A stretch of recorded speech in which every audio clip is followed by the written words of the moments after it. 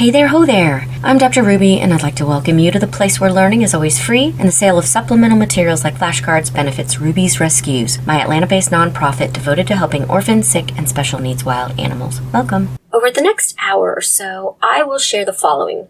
Number 1, I'll introduce summarizing and offer a few guiding principles.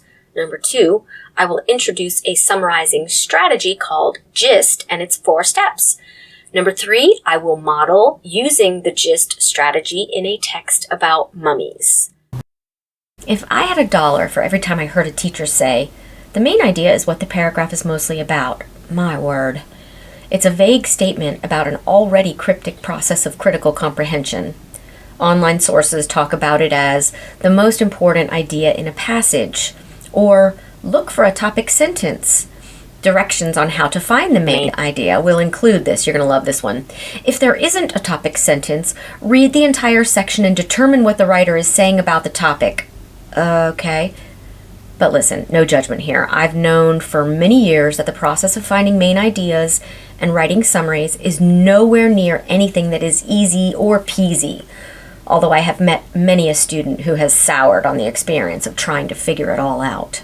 I read somewhere where it said, the main idea is the purpose and the direction of the passage. Not exactly the answer that will help you immediately learn to summarize, but we will start there. I like that. Why was something written, and where exactly is it taking you?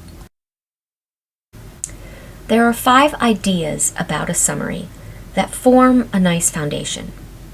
You may notice loads of clip art on all of my handouts. These aren't simply ways to make the handouts cute. These images have helped my students build new schema in their brains.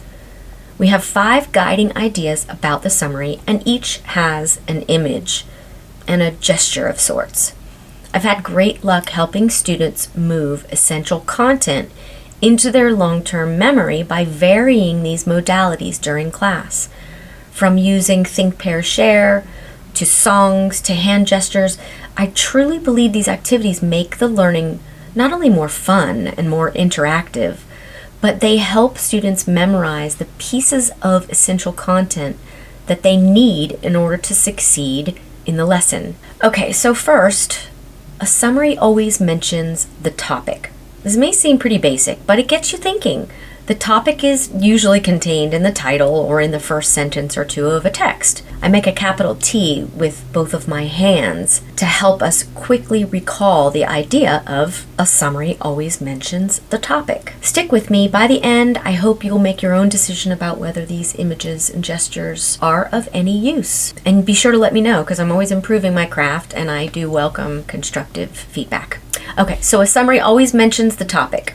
Shape of a capital T. Next, a summary is short. It's much shorter than the original text. You can hold up your fingers like you're measuring a little inchworm. A summary's concise nature makes it perfect for studying for exams. If you do the work at the beginning, all you have to do is reread all of your summary statements instead of trying to reread chapters out of a textbook that's heavier than the human head. Okay, so a summary always mentions the topic, and it's shorter than the original, which makes it easy for you to study. Number 3, a summary is best when it is written in your own words. I point to my mouth, move my finger outward as a gesture that I am actually saying something or using my words. The reality of this is that you will no doubt borrow words and phrases from the original text. You don't need to create brand new ways to capture the ideas. The point is, just don't copy it verbatim out of the textbook. Copying or highlighting isn't the best way to get the job done. Borrow words and phrases, but try to reword it so that it restates the ideas in a way that you understand. I do sometimes, though, capture like an entire part of a sentence from a text, but it is the exception rather than the rule. Okay, a summary always mentions the topic. It's short, it's in my own words. Number 4, a summary tells what is most important to the author. Whew. This one is an ego slayer. This is not about you. Take yourself out of the equation. This author is giving you the lay of the land about a particular topic, and you need to pay close attention. Just because you are fascinated by a particular detail does not necessarily mean the author meant for that detail to be part of the summary. Tread carefully and listen to what the author is saying. Here I use a phantom pen and just pretend I'm writing in the air like a cursive A, just to remind me that a summary tells us what is most important to the author. A summary always mentions the topic, it shorts in my own words, it tells what's most important to the author. And the last one, a summary contains the ideas you need to study. I know this sounds really basic. I cup my hands together as if I've just caught a firefly. I peek inside to see if it lights up. This is just a reminder that when you write a good summary, you've collected those ideas you need to review before the big test. Okay, if you're in 3rd grade, you may be able to put this off for a little bit, but it will eventually come back around in high school or college, and this will be an amazing skill for you to have. Okay, last recap. A summary always mentions the topic. It's short, it's in my own words, it contains the ideas most important to the author, and it contains the ideas you need to study. Boom. Okay, now I'm going to introduce the 4 steps of this strategy called GIST.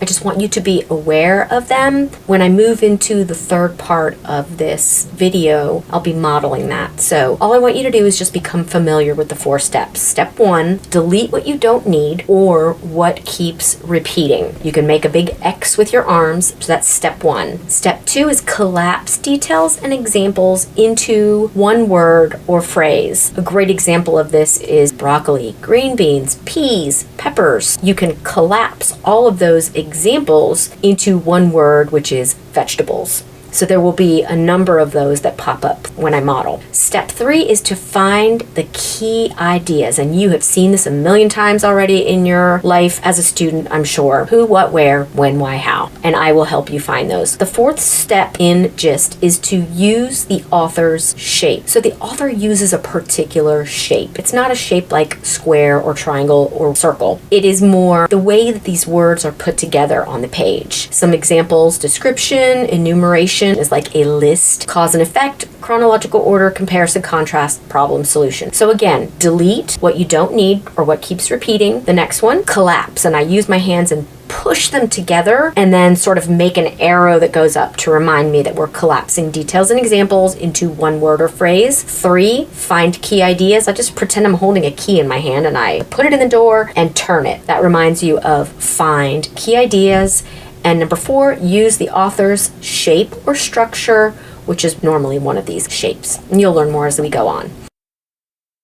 Okay, here we go. Let's just take a couple of minutes and review the essential content associated with this particular lesson. So GIST, step 1, what do? You delete the things you do not need or things that keep repeating. The next one, step 2, is we collapse details and examples into one word or phrase. Step 3, we want to find what? Yes, we want to find the key ideas. And finally, step 4, we're going to use the author's shape. You can also call it structure if you like, and here are the 6 structures listed to the right. Welcome to our review session for summarizing. We have a guest here today to help us with our review. I would like to introduce to you Mr. Horizons Roblox. He is here to help you remember 5 things about a summary. Ready? Let's go. This program sponsored by My Backyard Birds. You're welcome. Okay, number 1. A summary always mentions the topic. All right, make your best capital T with your hands, Mr. Roblox. Nicely done. Number 2. A summary is short, much shorter than the original. And there's Mr. Roblox with his teeny tiny summary measurer. Number 3. A summary is written in your own words. Number 4. A summary tells what is most important to the author. And the last one, number 5, a summary contains the ideas you need to study. Well done. Mr. Hooks, thank you for joining us today. We'll see you again very soon, I'm sure. Mr. Horizons Roblox has joined us again for a quick review of the GIST strategy. Step 1. Delete the things you do not need or things that keep repeating. Number 2. Collapse details and examples into whee! Step 3. Find the key ideas. And step 4 uses the author's shape. Lovely square. Thanks again to our host. I'm sorry I didn't let you say fart in this video.